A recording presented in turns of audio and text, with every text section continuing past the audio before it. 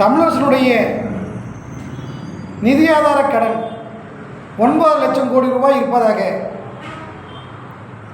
எதிர்க்கட்சிகள் குற்றச்சாட்டுகின்றன.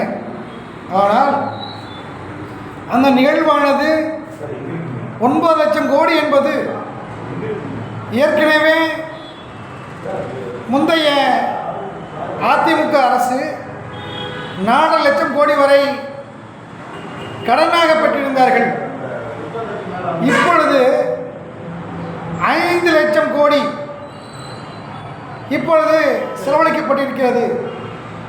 இது செலவல்ல, மக்கள் மத்தியிலே வாங்கும் திறனை அதிகரிப்பதற்காக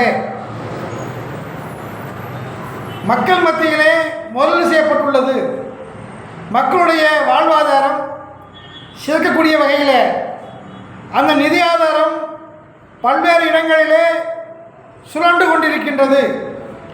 ஆகவே தமிழ்நாட்டின் நிதி ஆதாரம் இந்த 5 லட்சம் கோடியும் ஜிடிபி உயர்வுக்கே பயன்படும். இது மக்கள் மத்தியிலே வங்கி இருப்பு போல அங்கே முதலீடு செய்யப்பட்டுள்ளது. இது வரவேற்கக்கூடியது.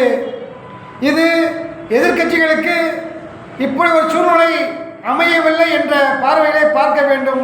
நன்றி, வணக்கம், ஜெய்ஹிந்த்.